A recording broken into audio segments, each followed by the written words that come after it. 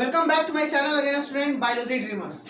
ये इसका एम्फीबिया का पार्ट 1 वीडियो आ चुका है। पार्ट 2 वीडियो में कुछ रिमेनिंग पार्ट को क्लियर कर रहा हूं और ये वीडियो एम्फीबिया से रिलेटेड बारे में आप लोग को पूरी जानकारी दे दी जाएगी इस वीडियो में। एम्फीबिया है क्या? We know that super class का टेट्रापॉड का ये एक क्लास है जो कि फर्स्ट क्लास है। टेट्रापॉड यानी हम लोगों ने बात किया था कि जिसके 4 पैर होते हैं उसको टेट्रापॉड बोलते हैं। मेरे फर्स्ट वीडियो में टेट्रापॉड्स के बारे में बात की गई है। जो बच्चे लोग नहीं देखे एम्फीबिया का पार्ट 1 जरूर देखिएगा।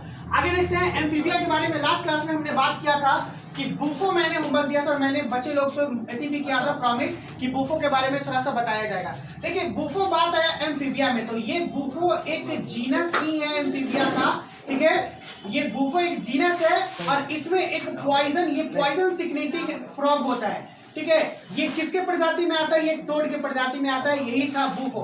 तो Bufo is a genus and that is एक नाम आता है इसका जिसको हम लोग बोलते हैं कैसा नेम? किस नेम से आया था? आप लोगों ने भी जस्ट बताया था। कौन नेम से था? लेटिन था, ग्रीक था या क्या था? एक लेटिन वर्ड से है। Most of the words comes from the Latin in biology. Biology में मोस्ट ऑफ वर्ड जो है वो बाद में लेटिन लिया गया था। सबसे शुरुआत में ग्रीक वर्ड से था। जैसे अगर हम लोग बात करें biology comes from a Greek word BIOS and logos, but और आगे जाके बहुत सारे लेटिन वर्ड से सारे नाम को ले लिया गया।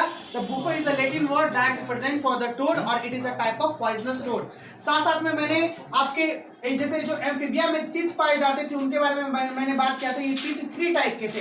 ये तीत था सबसे पहले प्लूरोडॉन, फिर होमोडॉन और पोलीफायोडॉन, ठीक है। प्लूरोडॉन का मतलब क्या था मैंने बताया कि ये ऑलरेडी इम्बेडेड तीत होते हैं इसके अंदर में। होमोडॉन का मतलब सेम जैसा तीत होता है और प्लूरोडॉन का मतलब अगर तीत एक बार टूट जाए तो फिर इसके जगह पे रिप्लेस होकर नया तीत आ जाता है, लाइक क्रोकोडाइल। मैंने ये चीज क्लियर किया है आप लोगों को। Now let me start about the topic today. A well-developed and complete alimentary canal along with digestive gland and present in the digestive system। अब बताइएगा कि इसके पास यहाँ पे बता रहा है कि एक well-developed complete alimentary canal है। क्या है? एलिमेंट्री कैनाल जो डाइजेस्टिव ग्लैंड के साथ है और ये डाइजेस्टिव सिस्टम के साथ है। डाइजेस्टिव सिस्टम कहने का मतलब क्या? सिस्टम में जिसमें इसके सारे ऑर्गन कंप्लीटली मौजूद होंगे। जब कंप्लीट एक ऑर्गन कॉम्बिनेशन में आता है तब वो सिस्टम कहलाता है। तो अब ये किस टाइप का प्लान लेके आएगा? जब हम लोग शुरुआत में पढ़े थे बायोलॉजिकल क्लासिफिकेशन में और जब मैंने कॉर्डाटा का या फिर मैंने 3 नाम लिया था, एक सेल एग्रीगेटेड प्लांट, एक ब्लाइंड सेट प्लांट, एक tube with in tube plant. तो ये किस टाइप का डाइजेस्टिव सिस्टम पाया जाएगा इसमें? Tube with in tube plant. क्यों? क्योंकि ये कंप्लीट माउथ टू एनस होता है, ठीक है ना। यानी ये अपना माउथ से इंजेक्शन करेगा और एनस से इजेक्शन करेगा। तो tube with in tube plant था। आप लोगों को शायद ये बात जरूर याद होगा, नहीं है तो बुरी बात है, आपको रिवीजन हमेशा करना चाहिए। देखिए सैलिवरी ग्लैंड अब्सेंट होते हैं फ्रॉग में। सैलिवरी ग्लैंड का काम क्या है? सलाइवा को सिक्रीट करना। किसको सिक्रीट करना? सलाइवा को। और सलाइवा किस पे एक्शन करता है? फूड पे। और फूड में किस टाइप के फूड को ये एक्शन करवाता है? कार्बोहाइड्रेट, ठीक है ना। जैसे saliva contain salivary gland secrete saliva and saliva contain an enzyme that is known as salivary amylase। Physiology में मैं डिस्कस करूंगा और approximate it action on the carbohydrate in our mouth. हमारे माउथ में जैसे हम लोग कार्बोहाइड्रेट खाते हैं उस पे ये एक्शन करता है। How much percentage of food is 30%, ठीक है ना। हाउ मच फूड परसेंट मतलब बच्चा पूछ रहे हैं कि कितना परसेंट जो है वो हमारे माउथ में फूड डाइजेस्ट हो जाता है, ठीक है ना। 30% food is digested in our mouth when we are chewing और मेस्टिकेशन, जिस समय मेस्टिकेशन होता है।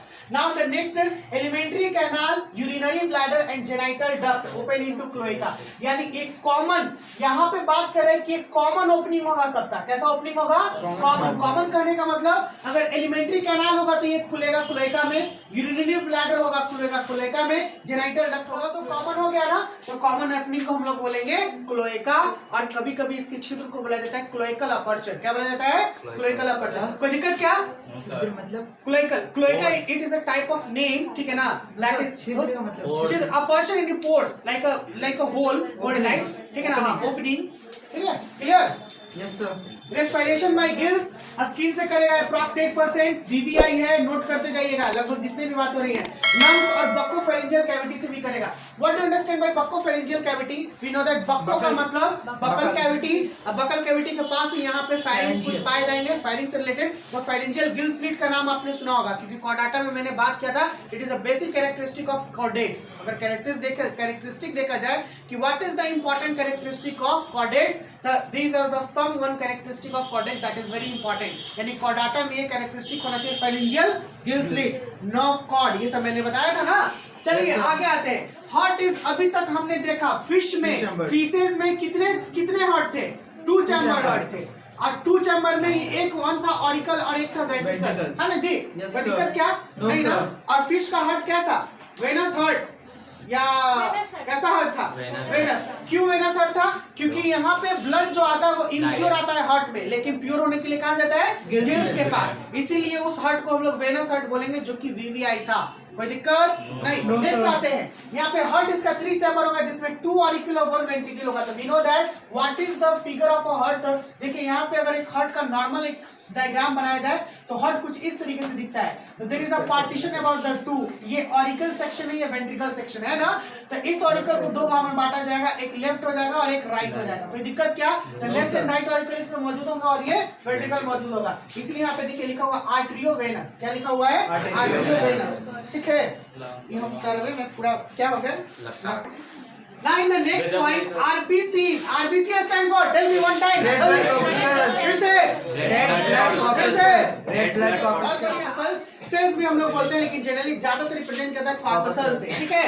और बाइकॉन्केव्स, बाइकॉन्केव्स करने का मतलब क्या? हाँ, बाइकॉन्वेक्स, सॉरी बाइकॉन्वेक्स। देखिएगा बाइकॉन्वेक्स जैसे ये गोल होता है ना, कुछ नहीं, बस यहाँ पे इस तरीके से आ जाएगा ये ब्लड का शेप ऐसे। ठीक है, तो इसी को हम लोग बोलते हैं बाइकॉन्वेक्स। कैसा बोलेंगे? बाइकॉन्वेक्स। नेक्स्ट ओवल है, ओवल का मतलब अंडाकार, और न्यूक्लिएटेड यानी न्यूक्लियस के साथ होंगे। क्या होंगे? न्यूक्लियस के साथ। In this animal renal portal system, hepatic portal system. मेरा बच्चा लोग साइलेंस, रीनल का मतलब सर किडनी, रीनल का मतलब किडनी से, अरे बताए थे सब एक साथ बोले। रीनल का मतलब किडनी, और हिपेटिक का मतलब लीवर। फिर से एक बार, लीवर का मतलब किडनी, लीवर का मतलब लीवर का मतलब हेपेटिक, और किडनी का मतलब एकदम याद रखना है। रीनल पोर्टल सिस्टम, यानी अगर इसका एक्सक्रीशन होगा तो ये किडनी के थ्रू करेगा, जिसको हम लोग रीनल पोर्टल सिस्टम के थ्रू ये करता है। अगर इसका जो बाइल पिगमेंट, बाइल जूसेस और भी बहुत सारे जो फूड के जो अल्कलिनिक मीडियम में चेंज करने का तरीका होता है वो हिपेटिक यानी लीवर से। ठीक है ना, हिपेटिक पोर्टल सिस्टम ये इसमें पाए जाएंगे। यानी ये देखिए कितना डेवलप हो रहा है ना, ये डेवलप हो रहा है धीरे धीरे। Endoskeleton is made up of bones. इसका इंडोस्केलेटन यानी अंदरूनी ढांचा किस चीज का बना होगा? बोन का। और इसका क्रेनियम जो होगा वो कार्टिलेजिनस का होगा। वीवीआई पूछेगा, ठीक है ना, कि in amphibian the cranium is made up of cartilaginous bone, but endoskeleton is bony. Endoskeleton यानी अंदर का जो हड्डी होता है ना, अंदर वाला, ये होगा बोनी। अब बोनी होगा तो कैल्शियम कार्बोनेट का बना होगा, एक मिनरल पाया जाता है हमारे शरीर में। अगर बाबू पूछिए ना, ए सर का हमारा कान जो लुचुर पुचुर है ना, ये क्या होता है? कार्टिलेज है। तो उसका हेड जो होता है ना, क्रैनियम, क्रेनियम के बाद ही उसको जब पूरा वैसी हो जाएगा। Skull is a type of a bony type. ठीक है ना, स्कल जो होता है वो बोनी, लेकिन इसका जो होगा वो कार्टिलेजिनस होगा। यानी अगर उसको ऐसे कस के चाप दीजिएगा तो फूट जाएगा। वो क्या हो जाएगा? फूट जाएगा। किसका? मेढा कुड़ा का अगर कस के चाप दीजिएगा तो बेंग का फूट जाएगा। आगे आते हैं, देखिए स्कल हैज 2 ऑसिपिटल कॉन्डक्टाइल्स। बाबू अरे वाह, condyles, occipital condyles. This type of skull is dicondylic skull. ये बहुत ही इंपॉर्टेंट है वीवीआई। ये क्वेश्चन आपका निकाल सकता है नीट। क्या पूछ सकता है? What do understand by dicondyle skull? तो ऑसिपिटल कॉन्डाइल्स में 2 पाए जाएंगे इसके स्कल में, इसी वजह से। और बाबू ये जो था ऑसिपिटल लोब, ऑसिपिटल लोब का मतलब आपने सुना होगा, फ्रंटल लोब, ऑसिपिटल लोब। देखिए स्कल में जब बात हम लोग करते हैं तो स्कल हमारा जनरली 3 पार्ट में बटा होता है। हम लोग कहते हैं हमारा ब्रेन 3 पार्ट में, fore brain, hind brain, mid brain. लेकिन स्कल जो होता है ये कंप्लीट होता है। तो एक फ्रंटल लोब होता है, एक ऑसिपिटल लोब होता है, आपने सुना होगा। तो फ्रंटल लोब हो गया, occipital. Occipital word is related to what? 10 minute बाद। Occipital lobe is related to what? वो आंख से रिलेटेड होता है। किससे रिलेटेड होता है? तो ऑसिपिटल यहाँ पे होता है। क्या होता है? ऑसिपिटल। बोलिए जल्दी। ऑसिपिटल, यही बोला है कि ऑसिपिटल यहाँ पे ऑसिपिटल कॉन्डक्ट यहाँ पे टाइप ऑफ, इसलिए डाइकोंडक्ट हेलिकस का स्कल हैज 2।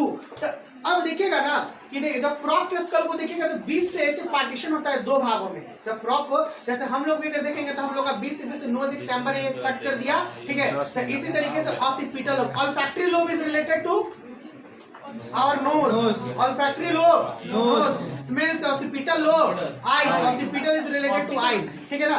ऑप्टिक ऐसे आता है, ऑप्टिक स्पेशली फॉरवर्ड, लेकिन जो हमारा आई है वो कहाँ पे सिचुएटेड होगा, ऑसिपिटल लोब में होता है। किसमें होता है, ऑसिपिटल लोब। आगे आते हैं, अब kidney works as a excretory organ, एक पेयर ऑफ किडनी होगा, यानी एक जोड़ा किडनी होगा जो एक्सक्रीटरी ऑर्गन के तरीके से काम करेगा, और ये सब एनिमल को हम लोग बोलते हैं यूरियोटेलिक एनिमल। क्या बोलेंगे, यूरियोटेलिक। तो ये यूरियोटेलिक इसलिए क्योंकि पानी में भी और जमीन पे भी आता है, एम्फीबिया है, डुअल लाइफ करेगा, ureotelic. But tailed animal, tailed animal यानी जिनके पास पूंछ है वो लार्वाज होंगे, टेल्ड एनिमल और लार्वाज ये अमोनोटेलिक होंगे। क्यों, क्योंकि ये स्पेशली फॉर वाटर के लिए जाने जाते हैं। किसके लिए जाने जाते हैं, वाटर के लिए। अब देखिए ना, मेढक में टेल होता है क्या, मैंने क्या बताया था, मेढक में टेल नहीं होता है। तो मेढक आता है जमीन पे, तो जमीन पे आएगा तो वो अपना चेंज करेगा ना, यूरियोटेलिक हो जाएगा। लेकिन यहाँ पे जो इसके लार्वाज होंगे या अमोनोटेलिक होगा, जिसमें सॉरी इसके लार्वाज होंगे और कुछ एनिमल ऐसे होते हैं तो वो क्या हो जाएगा, अमोनोटेलिक, क्योंकि वो वाटर में अपना एक्सक्रीशन करते हैं अमोनिया को। इसको करते हैं ammonotelic excretes ammonia, ureotelic excretes urea. में दिक्कत क्या, what type of organism we are, question है आपका, what type of organism we are, ये लिख के आना है। और पूछे ना बउआ, एक वो ऑसिपिटल लोब के बारे में भी 2-4 लाइन लिख लीजिएगा, क्योंकि आप लोग थोड़ा कंफ्यूज हो गए। नेक्स्ट आते हैं, दीज आर कोल्ड ब्लडेड और पोइकिलोथर्मिक एनिमल। मैंने बताया था, फिश कैसा था, पोइकिलोथर्म्स, कोल्ड ब्लडेड। एम्फीबिया कैसा आ गया, poikilotherms, cold blooded. These are unisexual animal। Unisexual कहने का मतलब मेल फीमेल दोनों अलग होंगे इसमें, इसलिए यूनिसेक्सुअल हो जाता है, पता है ना। यूनि का मतलब एक, और फर्टिलाइजेशन इसका एक्सटर्नल होगा और इनसाइड द वाटर, यानी फट देगा स्पर्म बाहर होगा, ठीक है। और इसका यहाँ पे एक्सटर्नल होगा इनसाइड द वाटर, लेकिन पानी के अंदर। But some animals external internal fertilization, लेकिन कुछ एनिमल इसमें है जो इंटरनल फर्टिलाइजेशन करते हैं। आपका एक होमवर्क ये रहेगा कि who is the animal in amphibia, या what is the example of amphibia that shows internal fertilization. Second question है, ठीक है। सेकंड क्वेश्चन क्या है कि what type of animals in amphibia that shows internal fertilization। Next आते हैं, these are oviparous। oviparous का मतलब अंडा देने वाले, एग लेंगे एनिमल। कोई दिक्कत क्या, oviparous यानी अंडा। क्लीवेज इसका, क्लीवेज का मतलब क्या होता है, जैसे ये एग है, हम लोग जानते हैं कि ये डिवीजन करेगा, क्लीवेज यानी अंदर से ही ये क्या करता है, डिवाइड होता है, उसी को क्लीवेज बोलते हैं। तो ये होलोब्लास्टिक होगा, यानी इसी के अंदर होगा, ठीक है ना। और ये अनइक्वल होगा, यानी एक बड़ा एक छोटा होगा, इस तरीके से इसी को बोलते हैं अनइक्वल। नेक्स्ट आते हैं, डेवलपमेंट इज इनडायरेक्ट टाइप, यानी डेवलपमेंट इसका इनडायरेक्ट होगा, यानी कंप्लीट डेवलप्ड नहीं होगा। यानी ये जब बच्चा ही देगा, जैसे एक से बाहर निकलेगा तो यंग के जैसे रिसेंबल नहीं करेगा, ठीक है ना, एडल्ट के जैसे रिसेंबल नहीं करेगा। तो ये लार्वल स्टेज होगा। तो जानते हैं फ्रॉग का होता है टेडपोल लार्वा, टेडपोल लार्वा इन क्या लिख दिया है, फ्रॉग, टेडपोल लार्वा इन फ्रॉग। और अक्सोटल लार्वा बहुत इंपॉर्टेंट है सैलामेंडर में, किसमें देखने के लिए मिलता है, सैलामेंडर। ये दोनों याद रखिएगा, ठीक है ना। फ्रॉग में किस टाइप का लार्वा मिलता है, फ्रॉग में किस टाइप का लार्वा, टेडपोल लार्वा। और सैलामेंडर में किस टाइप का लार्वा, हाँ एक्सोटल लार्वा। ये क्वेश्चन कई बार बोर्ड में भी पूछ दिया है, सीबीएसई ले लीजिए या बिहार बोर्ड ले लीजिए। और बाकी कुछ important facts surrounding salamander. So student, फिर से हम लोग मिलेंगे अगले क्लास में एक नए वीडियो के साथ। Please like and subscribe my channel if you like my voice, like my video. Bye, have a nice day. Take care.